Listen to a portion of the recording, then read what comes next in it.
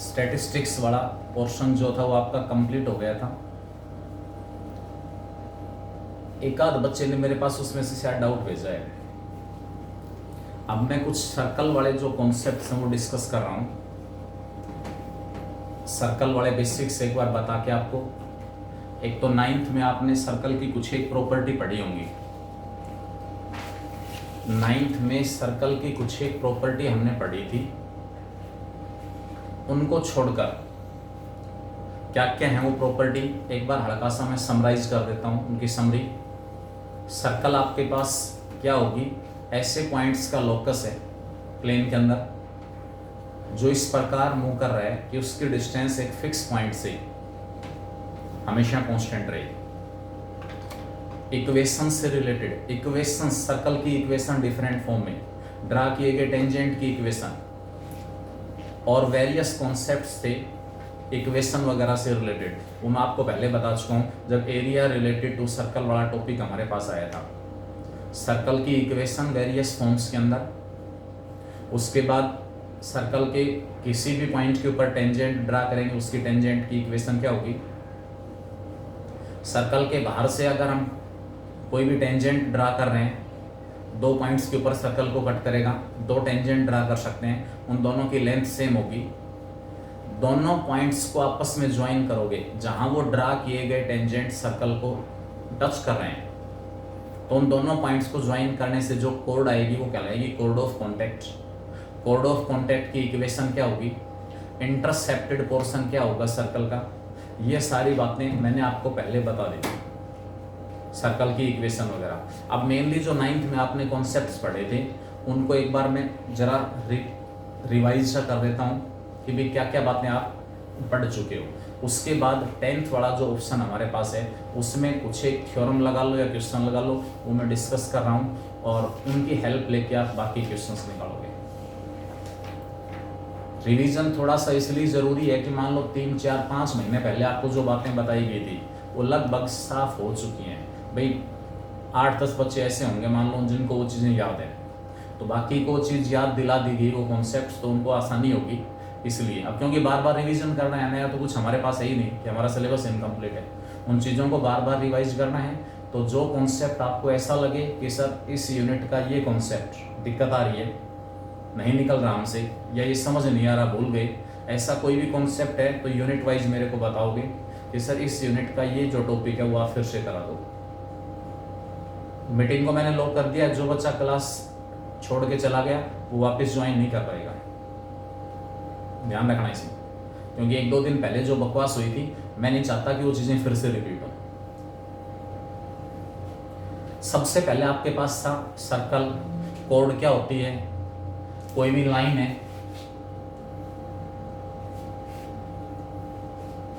तीन पॉसिबिलिटी है। इस केस में अगर लाइन ये है, लाइन और सर्कल में एक भी पॉइंट कॉमन नहीं है, इस केस में ये जो लाइन है वो टेंजेंट लाइन कहलाएगी, एक पॉइंट आपको कॉमन मिलेगा। सर्कल और लाइन के अंदर एक पॉइंट कॉमन मिलेगा, ये जो लाइन है वो सेकेंड लाइन कहलाएगी,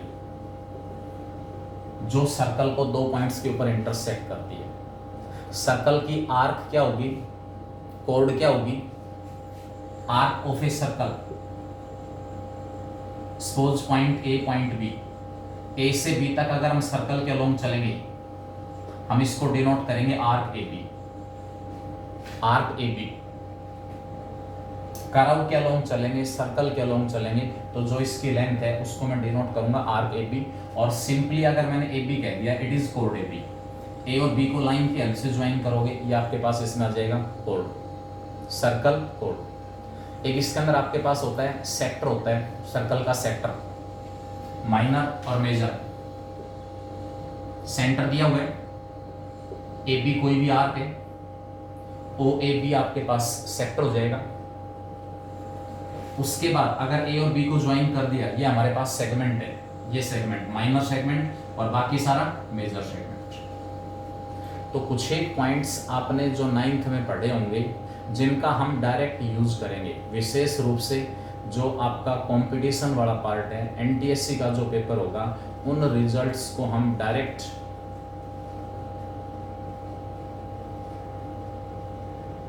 बेटा आर्क अगर एक भी दी हुई है तो माइनर भी हो सकती है उसके अंदर आपके पास। अगर ये देख के चलेगा आर्क ए बी, ए से बी तक हम चलेंगे तो इसके अकॉर्डिंग हमारे पास इसको मैं माइनर भी कह सकता हूँ, मार्क भी कह सकता हूँ, जो दूसरा ऑप्शन हमारे पास है मेजर भी कह सकता हूँ। अगर साथ में कोई पॉइंट दे दिया सी, अब ये कह देता arc A C B, it means अब ये हमारे पास मेजर आर्क होगी, माइनर नहीं मेजर आर्क। तो माइनर और मेजर वर्ड मिलेगा आपको साथ। आर्क ए बी या तो सर्कल का रेडियस दिया हुआ होगा, रेडियस से सरकमफ्रेंस निकल जाएगा, उसके अकॉर्डिंग आप देख लेंगे। अगर वो डायमीटर से जो हमारे पास पाई आर से कम है आर्क, अगर आपके पास जो आर्क ए बी है उसकी लेंथ पाई आर से कम है, माइनर आर्क कहेंगे उसको, और अगर वो पाई आर से ज्यादा है तो उस केस में हमारे पास क्या हो जाएगा, मेजर आर्क। अदरवाइज वर्ड मिलेगा आपको माइनर आर्क और मेजर आर्क।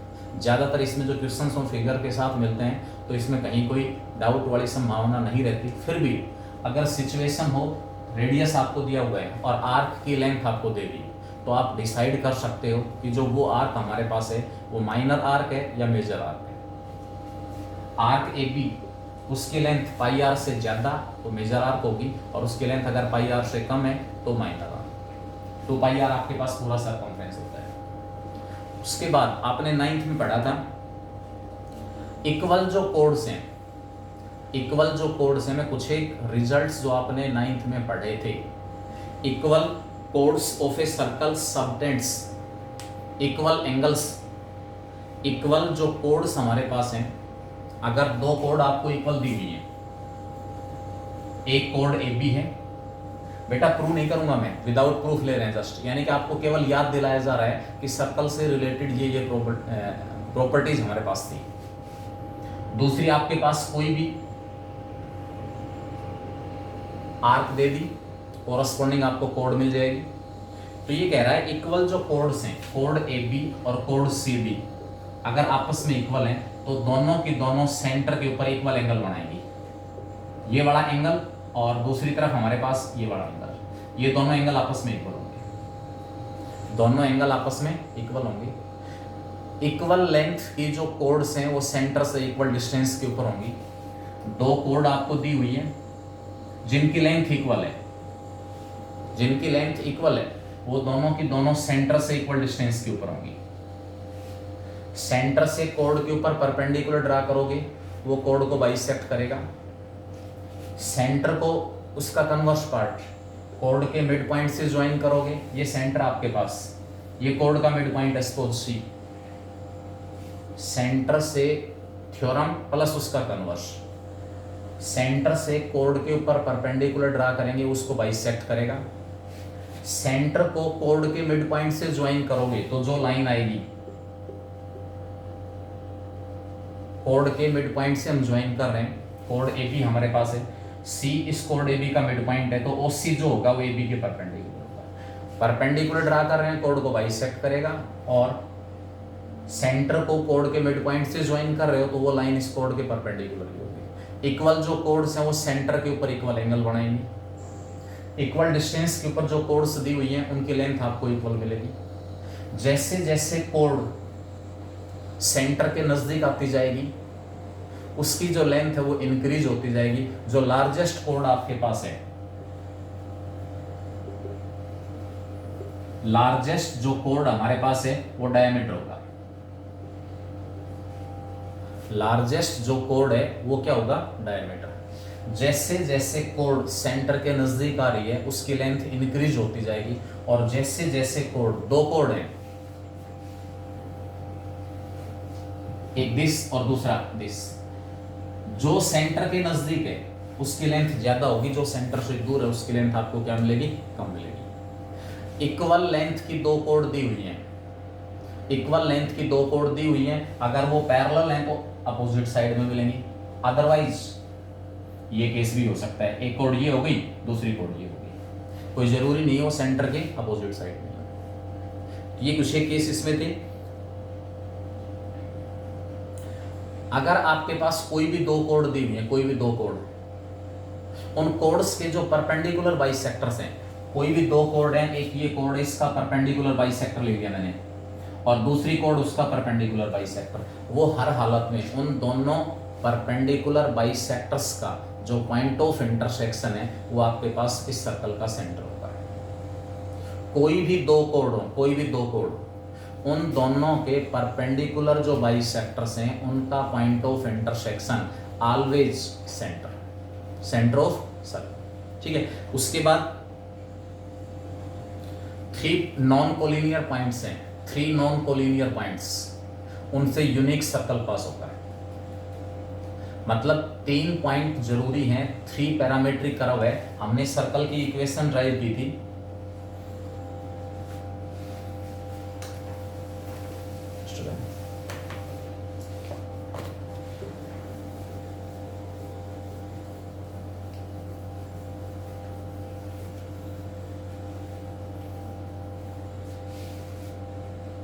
जो सर्कल की जर्नल इक्वेशन ली थी x² + y² + 2gx + 2fy + c = 0। इसमें 3 पैरामीटर्स होते हैं g, f और c। सेंट्रल फॉर्म था x - h whole square + y - k whole square = r²। यहां भी 3 पैरामीटर हैं h, k और r। Unique circle passes through 3 non-collinear points।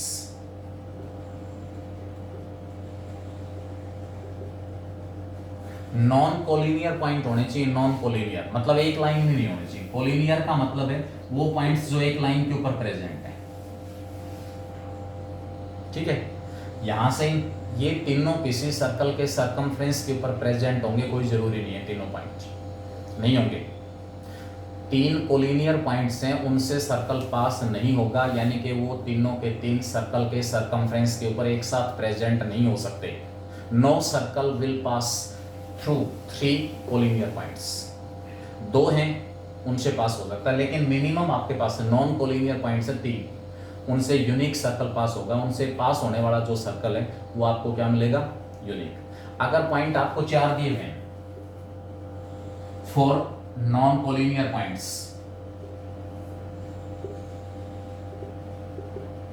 4 non collinear का मतलब है कोई भी 3 एक लाइन पर नहीं है। 2 तो हमेशा लाइन पर मिलेंगे, प्लेन के ऊपर आपने कोई भी पॉइंट ड्रा कर दिए, इन दोनों पॉइंट्स को ज्वाइन करूंगा एक लाइन जरूर आएगी, इनको ज्वाइन करूंगा एक लाइन जरूर आएगी, इनको ज्वाइन करूंगा एक लाइन जरूर आएगी। लेकिन कोई भी 3 पॉइंट एक ही सर्कल के ऊपर प्रेजेंट नहीं है। तो इन 4 नॉन कोलिनियर पॉइंट से मिनिमम कितनी सर्कल पास हो सकती हैं, ये वाला रिजल्ट मैं यूज करूंगा। तो एक सर्कल के पासिंग पॉइंट ये तीनों हो गए नॉन कोलिनियर, ये छोड़ दिया था। अब की बार इसको छोड़ दो, एक सर्कल इन तीनों से पास हो जाएगी, एक सर्कल उसके बाद फिर इससे और इससे पास हो जाएगी, ये छोड़ दिया, एक सर्कल इससे और इससे पास हो जाएगी। यानी कि हम हर बार एक एक पॉइंट को छोड़ देंगे, तो बाकी बचे हुए 3 पॉइंट आपको नॉन कोलिनियर मिलेंगे, और उन 3 नॉन कोलिनियर पॉइंट से यूनिक सर्कल पास होगा। Unique circle will pass through 3 non collinear, word के ऊपर विशेष जोर दिया जा रहा है, नॉन कोलिनियर। 2 पॉइंट्स बेटा उसके अंदर तो आपके पास 2 पॉइंट्स से तो हम बहुत सी सर्कल इसमें पास करा सकते हैं, वो फैमिली ऑफ सर्कल्स होगी। 2 पॉइंट्स से there may be many circles passes through the 2 points. इन 2 पॉइंट्स से सर्कल बहुत सी पास हो सकती है। जैसे जैसे आप इन दोनों पॉइंट से इसका ये घटाते जाओ रेडियस एंड सो ऑन, इस प्रकार नीचे की तरफ ले आएंगे एंड सो ऑन। 2 पॉइंट से तो सर्कल्स की एक फैमिली पास होगी, मतलब यूनिक सर्कल पास नहीं होगा, फैमिली सर्कल्स की एक फैमिली। लेकिन 3 अगर नॉन कोलिनियर पॉइंट है, नॉन कोलिनियर पॉइंट, उनसे यूनिक सर्कल, इस केस में हम कहेंगे फैमिली ऑफ सर्कल्स। सर्कल्स की एक फैमिली है, ठीक है, वो पास हो रही है 2 एनी, आपको कोई भी 2 पॉइंट दिए हैं प्लेन के अंदर। यूनिक सर्कल के लिए 3 नॉन कोलिनियर पॉइंट जरूरी है। ठीक है, उसके बाद हमारे पास थे angle subtended bye an arc at the centre and remaining circumference. आपको रिलेशन पता है, कोई भी आर्क दी हुई है, आर कह दो, कोड कह दो। एक तो इस सेंटर के ऊपर एंगल बना रही है, और दूसरी तरफ रिमेनिंग जो आपके पास जितने भी एंगल्स बनेंगे, इन सभी एंगल्स में और इस एंगल में क्या रिलेशन होगा, सेंटर के ऊपर बना हुआ जो एंगल है वो इन सभी का क्या होगा, डबल। यानी कि ये एंगल अगर 2 थीटा है तो ये भी थीटा मिलेगा, ये भी थीटा और ये भी थीटा। सेंटर के ऊपर बना हुआ जो एंगल है वो क्या होगा, 2 थीटा अगर है तो बाकी जो तीनों एंगल है वो क्या होंगे, theta theta theta. Semi circle के अंदर बना हुआ जो एंगल है, सेमी सर्कल सेंटर है,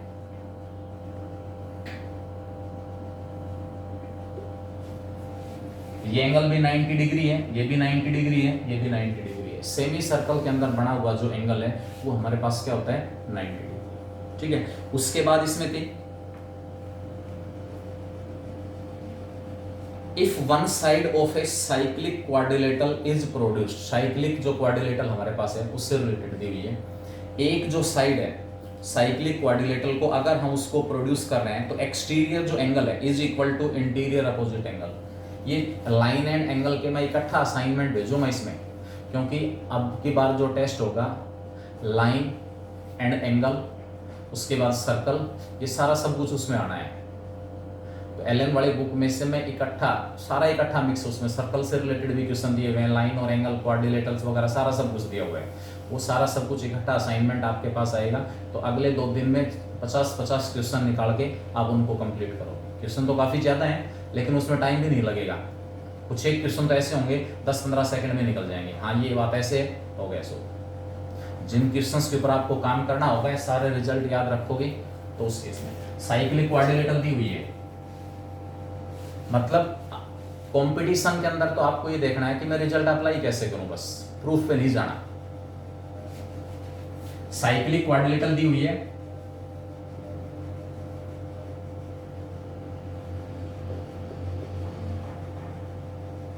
ये कह रहा है किसी भी एक साइड को अगर आप प्रोड्यूस करोगे, इंक्रीज करोगे किसी भी एक साइड को, ये वाला जो एंगल है ना वो इंटीरियर अपोजिट एंगल के इक्वल होता है। दिस एंगल और ये एंगल दोनों आपस में क्या है, इक्वल है, क्योंकि इनका सम भी 180। साइक्लिक क्वाड्रिलेटरल के जो अपोजिट एंगल्स हैं सप्लीमेंट्री होते हैं, और इसका एंगल भी 180 लीनियर पेयर हो गया। इसका मतलब ये वाला जो एंगल है वो इस एंगल के इक्वल होगा। किसी भी एक साइड को अगर आप इंक्रीज करोगे तो जो एक्सटीरियर एंगल बनेगा वो अपोजिट इंटीरियर एंगल के इक्वल होगा। दूसरा, इसमें एक प्रॉपर्टी है कि कोई भी 2 कोड अगर आपस में इंटरसेक्ट कर रही है ना, अगर 2 कोड आपस में इंटरसेक्ट कर रही हैं सर्कल के अंदर या सर्कल के बाहर, तो वहां पर जो उस कोड के सेगमेंट्स होंगे, कोड के जो टुकड़े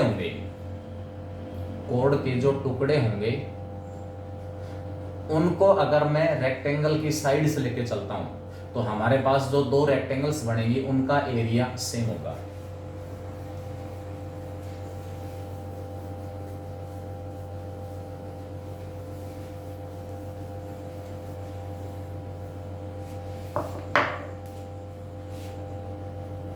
सर्कल दी हुई है, कोई भी 2 कोड एक दूसरे को इंटरसेक्ट कर रही हैं, सपोज कोड ए बी और कोड सी डी, यहां इस पॉइंट के ऊपर ये दोनों इंटरसेक्ट कर रही हैं।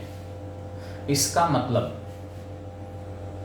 2 हमारे पास रेक्टेंगल बनेंगी, एक रेक्टेंगल की साइड से पॉइंट अगर पी है, इस रिजल्ट को आप चाहे रेक्टेंगल के हिसाब से याद रखो या फिर दूसरे तरीके से P C into P D equal to P A into P D.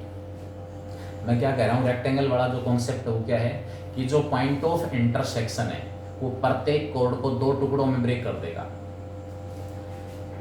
इस लेंथ पीडी जो है उसको मैं रेक्टेंगल की लेंथ ले लूंगा और पीसी मेरे पास ब्रेड्थ होगी, लेंथ और ब्रेड्थ। तो यहां से आपके पास इस रेक्टेंगल का एरिया आ गया पीसी इंटू पीडी।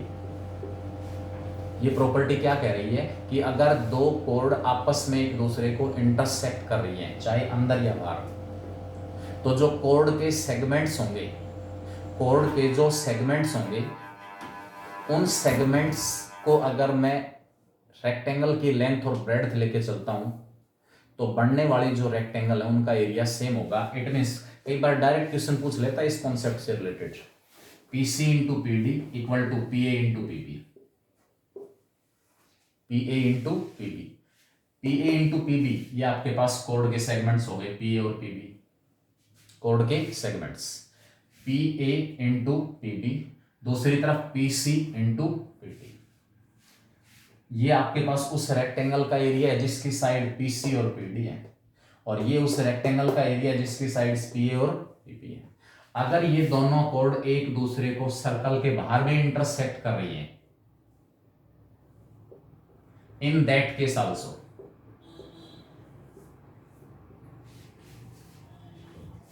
इस केस में भी आपके पास सेम रिजल्ट होगा। अब यहां पर जो कोड हमारे पास उसके सेगमेंट यहां पर कौन कौन से आ गए, एक तो P A into P B equal to P C into P D, यानी कि दोनों केसेस में ये जो रिजल्ट है वो अप्लीकेबल है, या फिर हम ये कहें ये रिजल्ट दोनों केसेस में वैलिड है। उसके बाद आपके पास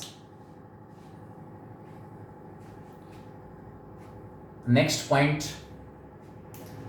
10th की एक छोटी सी थ्योरम है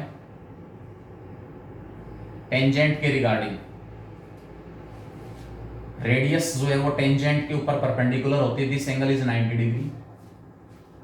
रेडियस जो है वो टेंजेंट के परपेंडिकुलर है, या जो आपके पास रेडियस है उसका जो एंड पॉइंट है उस पॉइंट से पास होती हुई कोई भी लाइन ड्रा करोगे वो लाइन इस रेडियस के परपेंडिकुलर होगी। कन्वर्स केस है, रेडियस टेंजेंट के परपेंडिकुलर है, और दूसरी तरफ आपके पास कोई भी सर्कल है, ये इसकी रेडियस होगी, इसके पॉइंट ऑफ कांटेक्ट से पास होती हुई, जहां ये रेडियस इस सर्कल को टच कर रही है, कट कर रही है, उस पॉइंट से पास होती हुई कोई भी लाइन आप ड्रा करोगे तो उस केस में ये जो लाइन है वो इस रेडियस के क्या होगी, परपेंडिकुलर। यानी कि रेडियस जो है वो हमेशा टेंजेंट लाइन के क्या होता है, परपेंडिकुलर। ये केस हमारे पास है। उसके बाद आपके पास इसमें सेकेंड लाइन से रिलेटेड एक प्रॉपर्टी थी, सर्कल के बाहर पॉइंट दिया हुआ है, इस पॉइंट से एक तो हमने सेकेंड लाइन ड्रा कर दी P A into P B, और दूसरी तरफ हम टेंजेंट लाइन ड्रा कर रहे हैं, this is P T. P A into P B equal to P T square. ये सारे के सारे रिजल्ट आपने 9th में प्रूव किए होंगे। अगर किसी के प्रूफ में आपको रिजल्ट याद रखना है डायरेक्ट, मैं इन जो भी रिजल्ट्स हैं फोटो खींच के आपके पास भेज दूंगा। इससे पहले भी शायद नरेश सर ने भी भेजे होंगे मेरे हिसाब से 9th वाले, इससे पहले भी आपके पास होंगे, फिर दोबारा से भेज देंगे, कोई दिक्कत नहीं है। उनको मैंने एक बार डिस्कस कर दिया कि इसका कहने का मतलब क्या है। ये केस आपके पास है, इसको हम कहेंगे tangent secant theorem, P A into P B. P A B second line है, पी टी यहाँ पर टेंजेंट है, तो इस केस में आपके पास रिजल्ट होगा P A into P B equal to P T square. P A into P B जो है वो किसके इक्वल आएगा, पी टी स्क्वेयर। एक सेकेंड लाइन है, एक टेंजेंट है, P A into P B equal to P T square.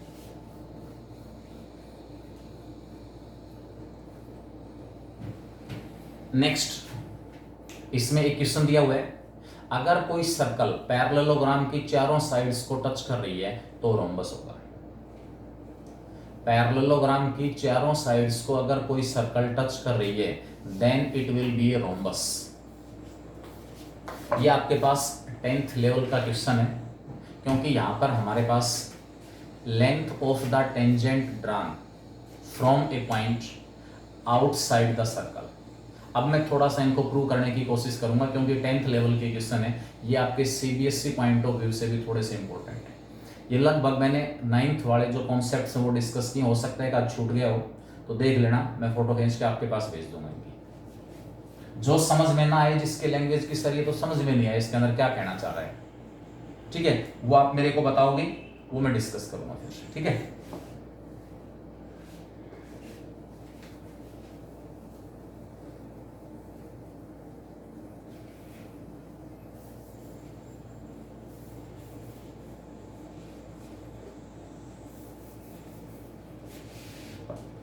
Tenth level में जो मेन हमारे पास जो थ्योरम है, मेन थ्योरम है, उसी से 4-5 रिजल्ट्स जो हैं वो ड्राइव हो जाते हैं। क्या क्या है वो?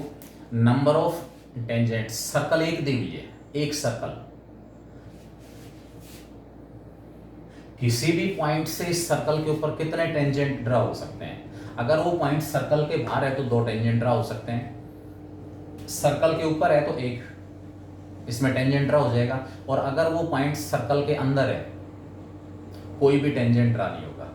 एक सर्कल की बात कर रहा हूं, 2 सर्कल्स का केस मैंने आपको अलग बताया था कि कॉमन टेंजेंट कितने ड्रा हो सकते हैं, थ्योरम के अंदर बताया था पहले। इससे जब हम एरिया रिलेटेड टू सर्कल वाला टॉपिक डिस्कस कर रहे थे, वहां पर डायरेक्ट कॉमन टेंजेंट होते हैं, ट्रांसवर्स कॉमन टेंजेंट होते हैं, मैक्सिमम टेंजेंट 2 सर्कल्स के ऊपर 4 हो सकते हैं, 3 हो सकते हैं, 2 हो सकते हैं, 1 हो सकता है, और एक केस हमारे पास एक भी टेंजेंट नहीं होगा।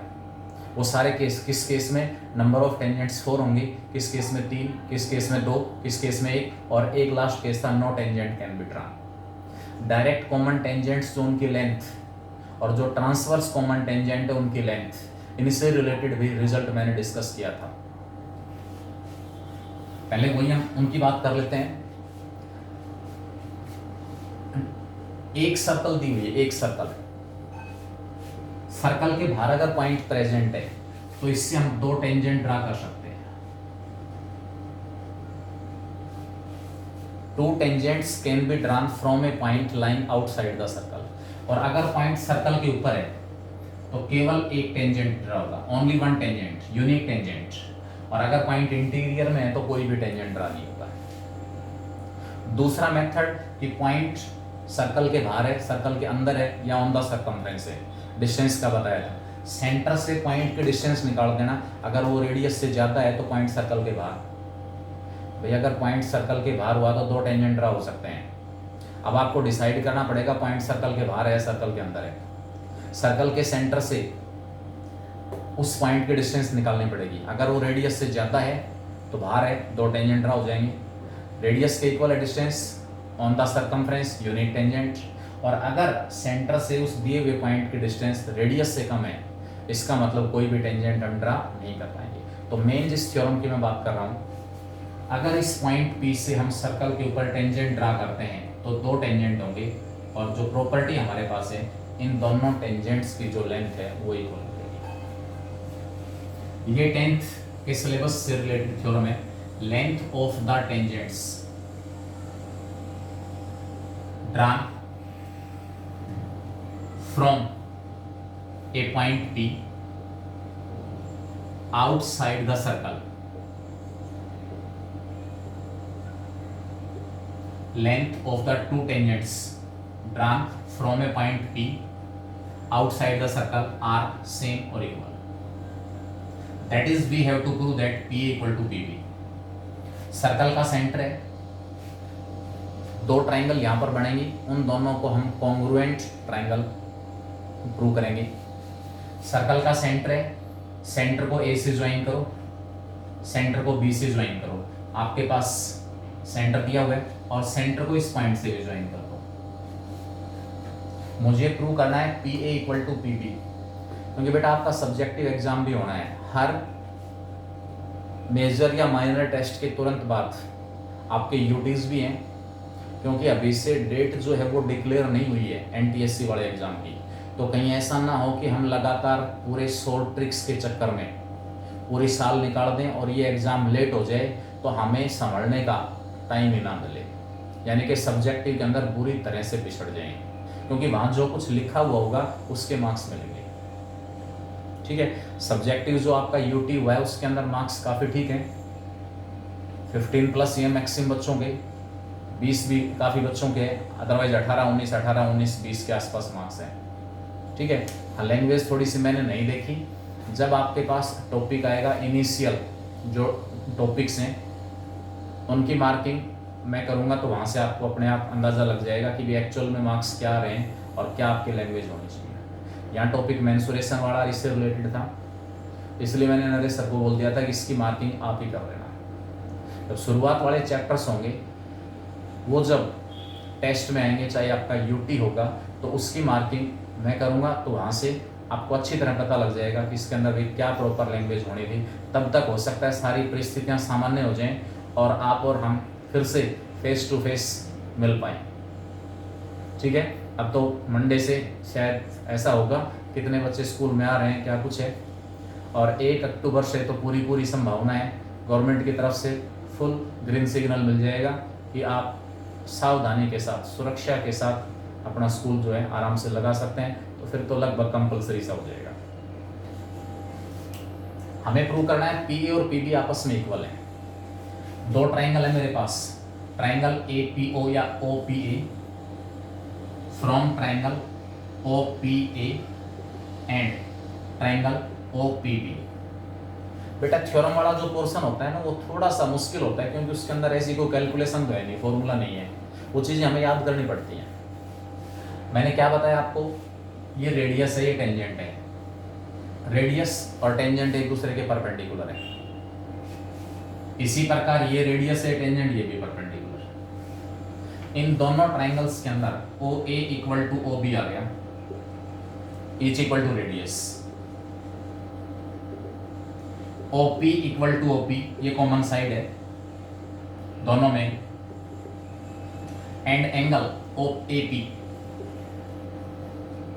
Angle OAP equal to angle OBP, each equal to 90 degree. Radius जो है वो टेंजेंट के परपेंडिकुलर होता है।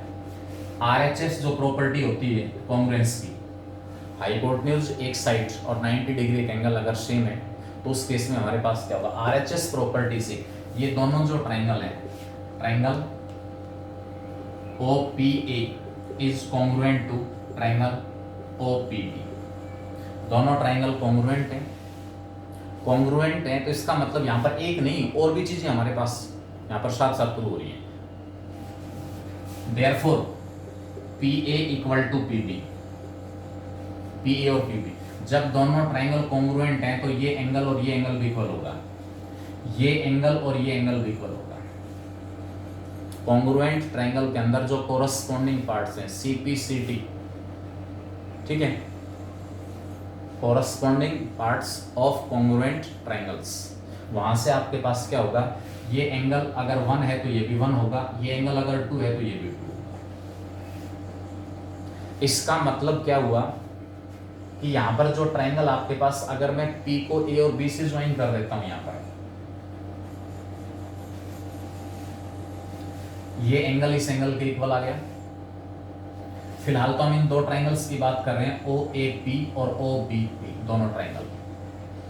सेंटर को दिए हुए पॉइंट से जब हम ज्वाइन करेंगे, सेंटर को जब हम दिए हुए पॉइंट से ज्वाइन करेंगे तो जो लाइन आएगी वो लाइन दोनों टेंजेंट्स के साथ इक्वली इंक्लाइंड होगी।